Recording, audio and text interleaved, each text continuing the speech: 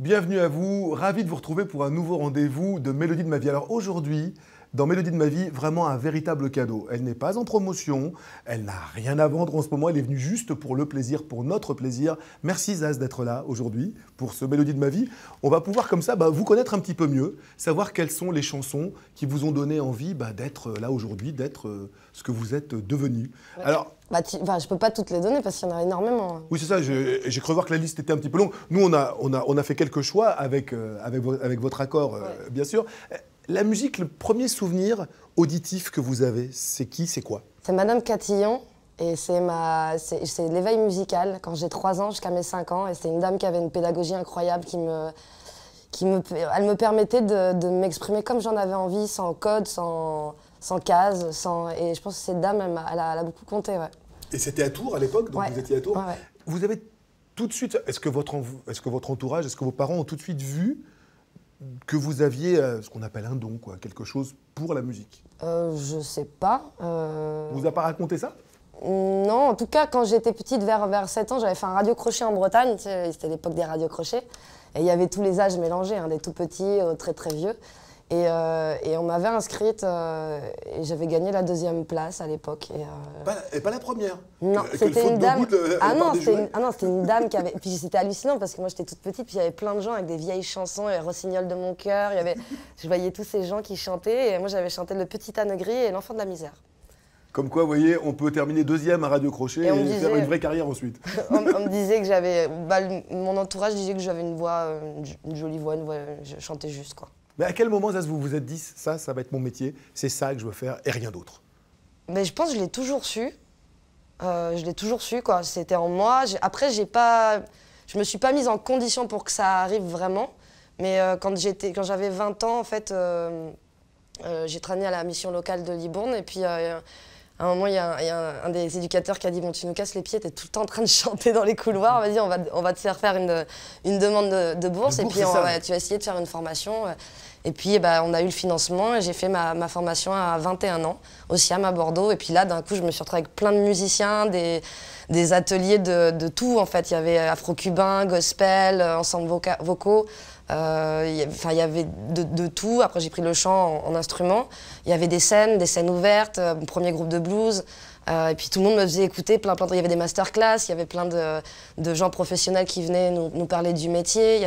J'étais vraiment en ébullition là-dedans, quoi. C'était plein d'informations et j'avais accès à plein de choses très différentes. Donc je pense que c'est là que ça... Mais c'est rare qu'un conseil régional vote une bourse pour que à l'époque, maintenant peut-être oui, c'est même, je pense que je crois que ça n'existe plus aujourd'hui. Non, mais à l'époque ça existait, ouais, et heureusement que ça existait. C'est pour ça que c'est important qu'il y ait des aides pour la culture, parce que sinon elle meurt.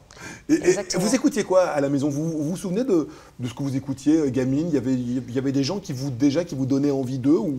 Petite, j'écoutais pas vraiment de musique, en fait. J'écoutais la musique par procuration. Ma sœur écoutait du Goldman, Patricia Cass et Cabrel. Je crois que Mylène Farmer aussi, elle écoutait. Moi, j'avais des posters d'animaux dans ma chambre. D'accord. Voilà. Et les animaux, ça chante pas? C'était... Ah, ça fait plein de sons, les animaux. Et j'avais les 4 saisons de Vivaldi. Dans le camion, il y avait une cassette d'Enrico Macias. Ah. Et puis, je sais pas, je devais écouter le Club Dorothée, tu vois, les chansons de Dorothée quand j'étais petite, mais pas vraiment... J'avais pas vraiment de... La seule idole que je pouvais avoir, c'était Crémy Magique. C'était un dessin animé où elle faisait Pampululu. C'était une petite fille avec des cheveux bleus, avec Simon et Sissi, 2 petits amis. Elle faisait Pampululu, Pimpulu, Pam Pum Pam. Elle faisait une clé de sol et elle se transformait en une chanteuse adulte avec des cheveux rouges. Et voilà, c'est peut-être elle qui m'a... Ça vient peut-être de là? Exactement, ouais. Alors, j'ai la chance de vous connaître un petit peu. Moi, il y a quelque chose que vous m'avez dit un jour qui m'a terriblement touché. Vous me dites, mais j'ai toujours su que ça marcherait. Ouais. C'est rare que les gens disent ça. C'est rare que les gens vous regardent dans les yeux. Moi, j'ai toujours su que là, ce qui m'arrive, et ça m'arriverait. Je peux douter de plein de choses, mais quand je sais quelque chose, je le sais comme... Je le sais. Je ne peux pas t'expliquer pourquoi, mais je le sais. Il y a des choses que je sais. Comme quand j'ai dit appeler Quincy Jones, tout le monde m'a rayonné. Moi, je savais. Je sais pas, je peux pas t'expliquer pourquoi, mais je sais. Il y a des choses. Je peux douter de plein de choses, hein, mais il y a des choses je sais. Et ça, je le savais. Je sais pas exactement comment, mais je connais ma vie dans la grande ligne. Je connais pas tous les chemins, mais je sais. Ouais. Vous saviez que vous aviez rendez-vous avec le public là? Je savais que que je serais connue et que je m'en servirais pour faire des choses. Alors, parmi les chansons et les chanteurs que vous avez demandé à écouter, à voir, il y a un certain Claude Nougaro. Pourquoi lui? Pourquoi Monsieur Claude? Parce qu'il manie la langue française. Et souvent on dit « Ah, ça sonne pas, on n'arrive pas à chanter en français » ou c'est... Enfin, souvent les gens disent ça. Et lui, je trouve que c'est un rappeur, en fait. C'est un rappeur, c'est un poète. Il pose les mots, il les incarne. Il les chante pas. Il fait pas que les chanter. Il y a de la substance, il y a du poids. Il sait quel mot il emploie et pourquoi. Et il y met de la substance dedans. Et je trouve ça fascinant. Et puis tout son corps, tout son... Je sais pas, il est investi, quoi. C'est comme... Avant de chanter vos propres chansons, vous avez interprété du Nougaro? Un peu. Oui. Ouais, j'ai découvert Nougaro assez tard, quand même. De toute façon, la chanson française, je l'ai découverte très, très tard. Mais lui en particulier, Lui, il m'a frappé par c'est un rappeur pour moi. Il chante terrible aussi. En plus. En plus. Mais au niveau mélodie, il s'est entouré des meilleurs, souvent. Il fait sonner les mots, il a un sens du rythme, voilà. Quel type d'adolescente avez-vous été? Waouh. C'est une bonne question. Ouais. J'étais très émotive, en fait. Ça partait un peu dans tous les sens.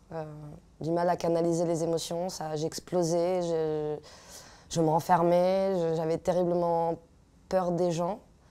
Mes premières scènes, je tombe dans les pommes. C'est-à-dire que vous montiez déjà sur scène à l'époque? Adolescente, non, mais elle a duré quand même pas mal longtemps, mon adolescence. Vous dites qu'elle n'est pas complètement finie, c'est ça? C'est ce que vous êtes en train de dire? Non, là, je pense que c'est fini. Ouais, je pense que c'est fini. Mais j'étais en colère, j'étais très en colère contre le système, contre... ce système qui n'écoute pas, en fait, qui n'écoute pas l'enfant, qui n'écoute pas l'adolescent, qui n'écoute pas l'humain, qui n'écoute pas, en fait. Et la musique vous a aidé à tenir, à vivre dans ces moments-là? Oui, et puis ça m'a permis d'exprimer, justement, de canaliser, de m'ancrer, d'être écoutée, du coup. Ouais, ça a été une vraie thérapie. Toutes les scènes que j'ai faites ont été un apprentissage incroyable sur moi-même, en fait. D'oser affronter les autres, d'oser affronter cette peur que j'avais de l'autre, du jugement. Puis j'ai vraiment beaucoup d'empathie, enfin je suis très empathique en fait. Et du coup il suffit qu'il y ait une personne qui pense ou qui ressente ou quelque chose, puis je prenais tout pour moi alors que ça ne m'appartenait pas non plus. Et donc du coup c'était très compliqué à vivre, c'était l'adolescence et plus tard, mais après j'ai appris. Donc aujourd'hui je me connais très très bien. Et donc je sais ce qui est à moi et ce qui n'est pas à moi. On dit parfois, beaucoup d'artistes disent qu'il y a des chansons qui les ont aidés à vivre. Est-ce que vous, à cette période-là, il y a des chansons ou des morceaux ou des groupes qui vous ont aidé à tenir, qui vous ont aidé à traverser des nuits un peu plus obscures que d'autres? Ah, il y en a eu plein, ouais. Noir Désir. Oui. Ça, je sais que ça fait vraiment, et ça fait vraiment partie de vos choix, ça. Ben oui, parce que j'ai écouté, ça fait partie de ma génération. J'habitais Bordeaux. Et c'est un des premiers concerts que j'ai choisi d'aller voir, c'était à côté de la place de la Victoire. Et avec les copains, on écoutait les textes, enfin voilà, on chantait les textes. Ça fait partie de ma vie sociale, en fait. Et puis, est-ce que c'est à ce moment-là que vous êtes aperçu que quand on était sur scène, on pouvait avoir de l'ascendant sur les autres? Est-ce que c'est en voyant des groupes comme ça que vous êtes aperçu de l'ascendant au bon sens du terme, donner du bonheur aux autres? Bah avant ça, moi, je voyais pas le bonheur aux autres. Je pensais à, ouais, il s'exprime et ça sort et c'est bien, quoi. C'est surtout ça sort, quoi. Je pensais pas, j'ai jamais été, par exemple, fan ou... Ça, c'est un concept que je comprends pas très bien, en fait. C'est-à-dire que je respecte les gens, j'ai beaucoup de respect pour le travail, mais j'ai pas ce truc... Oui, de fanatisme, en fait. Ouais, d'idolâtrie ou de... Juste, quand je ressens un truc, je le prends pour moi, en fait. Et chez Noir Désir, il y a beaucoup de choses que vous avez prises pour vous? Ouais, oui, parce que bah, c'est la poésie, la colère, cette manière d'écrire, et puis la musique, tout me parlait, quoi. C'était les écorchés vifs, quoi. C'était ce que je vivais, ouais.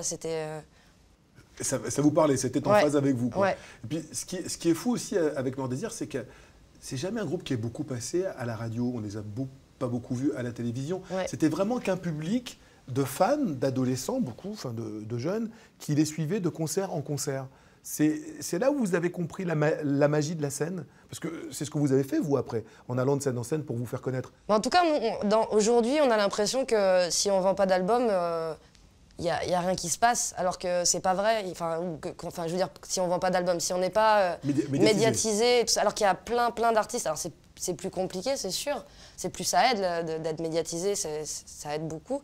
Mais il y a plein d'artistes, comme Yves Jamais, qui est pas très médiatisé. Il a un public qui le suit depuis plus de 15 ans, je crois. Bien sûr. Et puis vice-versa, c'est-à-dire que c'est pas parce que tu vends des albums que tu vends des concerts. C'est clair. Et c'est pas parce que tu vends des concerts que il n'y a pas de logique non plus là-dedans. Ceci dit, des artistes qui vendent des albums aujourd'hui, à part vous, et quelques-uns vont compter sur les doigts d'une main. Je suis privilégiée, oui, c'est sûr. Il y en a plus beaucoup, mais c'est vrai qu'il y a mais en même temps, je veux dire, il faudrait qu'on puisse développer, qu'on donne aux artistes la possibilité de pouvoir être montrés un maximum. Tu regardes, moi j'ai plus la télé depuis 8 ans, mais ce que j'y vois, c'est qu'il n'y a pas de place pour des nouveaux, quoi. On voit toujours les mêmes, voire on voit les morts. Quand le succès vous est tombé dessus, comment vous l'avez vécu? Quand on vient d'un milieu populaire, quand on est quelqu'un de bien construite comme vous, ça fait quoi du jour au lendemain de se retrouver sans arrêt, sa voix, on l'entend à la radio? Et quelle a été votre première réaction la première fois que vous avez entendu « Je veux » à la radio? Je revenais d'Espagne et on s'est arrêté à une station essence. Et c'était bizarre, en fait. C'était bizarre, je me disais, merde, c'est moi, dans une station essence à la radio. Il y avait un côté cocasse, quoi. Je trouvais ça drôle, en fait. Mais comme tout ce qui se passe dans ma vie, en fait, je trouve ça drôle. Après, la médiatisation, il y a un côté moins drôle parce qu'il y a tous les... Il y a du bien et du moins bien, en fait. Mais tout est sujet à polémique. En plus, au début, t'es jugé, t'es analysé, t'es adoré, t'es détesté, t'entends tout et n'importe quoi. On parle de toi, on dit des choses qui n'existent pas, on te déteste comme on t'adore. C'est assez excessif, quoi. Et je pense qu'on se prépare pas. Puis c'était un gros bordel quand même. Un gros succès. Bordel, je sais pas, mais un gros succès. Et on se prépare pas à ça. On a beau imaginer des choses. C'est comme quand, je sais pas, tu deviens parent, t'as beau te dire je vais faire ci, je vais faire ça. Il faut le vivre et puis tu t'adaptes comme tu peux. Donc c'est ce que j'ai fait. Je me suis adaptée comme je pouvais. Puis j'ai relativisé. Depuis 5 ans, là, ça a été une bonne initiation aussi. J'ai appris à bien me connaître encore plus. Il y a des choses qui vous ont fait mal je pense notamment à certains humoristes qui vous ont brocardé. Est-ce qu'il y a vraiment des choses qui vous ont gonflé ou honnêtement, vous avez réussi à surfer sur tout ça avec un peu de philosophie? Non, mais oui, de toute façon, ça fait partie du truc. Donc, puis de toute façon, si les gens parlent de toi, c'est déjà qu'ils s'intéressent un minimum à toi. Donc, c'est toujours bien. En même temps, vous saviez que ça vous arriverait, donc j'imagine que inconsciemment, depuis des années, vous deviez vous y préparer. Ouais, j'ai toujours... Ouais, c'est marrant, bizarrement, j'ai toujours fait les choses en ayant l'impression d'être observée. Toujours? Ouais. C'est étonnant, ça. Ouais. Non, je veux pas revenir dessus, je vis ma vie maintenant, je fais les choses qui me semblent justes, je les fais du mieux que je peux, je suis pas parfaite. Loin de là. Mais justement, le fait de se savoir observer dans un restaurant, de savoir observer... C'est difficile. Au quotidien, c'est difficile. C'est-à-dire que c'est pas une personne, c'est tout le monde, en fait. C'est-à-dire que c'est pas une fois dans la journée, c'est souvent. Alors, vu que j'ai ce truc-là d'être empathique, Je vois tout ce qui se passe en fait, donc c'est très compliqué. Et je pense que j'ai un travail à faire encore là-dessus, hein, de détachement, de me dire bon bah voilà, il me regarde, il me prend en photo sans me demander. Ça c'est pas correct. Mais est-ce que vous continuez quand même à aller dans les lieux publics? Est-ce que vous continuez à faire ce que vous avez envie de faire? Ou la notoriété vous a interdit, vous êtes vous-même interdit certaines choses? Je pense que personne ne peut m'interdire quelque chose, il n'y a que moi. Et oui, il y a des fois où, par exemple, quand je suis fatiguée, des fois j'aimerais aller me balader, tout ça, je le fais pas parce que je peux potentiellement me confronter à des gens qui gèrent pas aussi leur émotivité. D'un coup, ça devient trop pour moi, quoi. C'est ça, ils vous sautent dessus, quoi. Ça peut, ouais. Alors, parmi les gens que vous avez voulu revoir... Mais les gens sont gentils, généralement, ça veut pas de... Les gens qui m'aiment pas, ils vont pas venir me le dire, de toute façon. Est-ce que vous pensez pas que les gens ont la réaction que les artistes méritent? Je pense que quand on est aussi très simple et très gentil, les gens respectent généralement les artistes. Non, parce que je pense que tu vois, par exemple, une fille comme Jennifer qui est gentille comme tout, on la fait bien chier, quoi. On l'emmerde beaucoup, les journalistes, Et le public aussi les trucs. dans la rue? Ah non, le public, j'en sais rien. Ah non, moi je parlais des gens dans la rue. Les gens, monsieur et madame tout le monde. Oui, mais j'ai l'impression qu'ils sont plutôt sympas. Oui, mais les gens sont... De toute façon, s'ils t'aiment pas, ils viennent pas te voir. Hein. Les gens vont pas venir, ils vont pas venir te dire je t'aime pas. Ce que je comprends pas, c'est que les gens font pas de différence entre la musique et le personnage. Enfin, ce que je suis, quoi. C'est-à-dire que tu peux ne pas aimer la musique, mais tu me connais pas. Tu sais pas qui je suis, tu me connais pas au quotidien, tu n'as jamais discuté avec moi. Comment tu peux me vouloir du mal ou me détester? Enfin, tu vois, c'est ça que je comprends pas, en fait. Tu peux ne pas aimer la musique, bon ben voilà, t'aimes pas la musique, mais ça c'est... Mais sans vouloir du mal, je pense que parfois les gens ont l'impression que vous leur appartenez. Ils vous voient dans leur salle à manger plusieurs fois dans le même mois, ils ont l'impression de vous connaître. Il n'y a pas forcément cette réflexion et ce recul. Je crois que les gens s'approprient leurs artistes. Je sais pas, moi je vais pas me dire, tiens, je sais pas, j'aime pas sa musique, j'aime pas... Enfin, je sais pas, je m'en fous, quoi. Je vais pas perdre mon énergie à regarder quelque chose qui me plaît pas ou quelque chose qui me fait ressentir un truc que j'aime. Enfin, tu vois, à un moment, je vais me faire du bien, je vais aller vers ce qui me fait du bien. Alors, parmi les artistes qui vous font du bien, Gainsbourg. Ouais. Quelle période de Gainsbourg vous avez préférée? La période Gainsbourg ou la période Gainsbar? Parce que dans les deux périodes, il y a des petits chefs-d'œuvre. Les deux, mais peut-être Gainsbourg, j'aime beaucoup. Qu'est-ce qui vous touche chez lui? Justement, il est entre le yin et le yang. Ouais, c'est ça. Et puis cette manière de... Mais comme Ferré, comme beaucoup de gens, c'est des révoltés, c'est des... comment dire, des provocateurs. La provocation, je crois que vous aimez bien ça. Oui, c'est quelque chose qui... On se refait pas. Mais en plus, je sais pas, après j'essaye de faire attention à pas blesser les gens, mais en provoquant, je peux avoir une réaction qui va me faire rentrer en contact vraiment avec l'autre.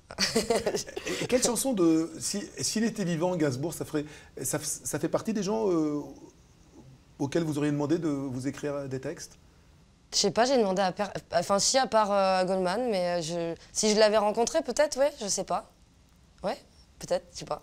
Zaz, merci d'avoir été notre invité. Merci mille fois d'être venu. On sait que vous avez un emploi du temps de folle. Et merci d'avoir fait cette petite escale ici à la SACEM, la Société des auteurs compositeurs, qui est votre maison aussi, puisque vous êtes auteur et de plus en plus.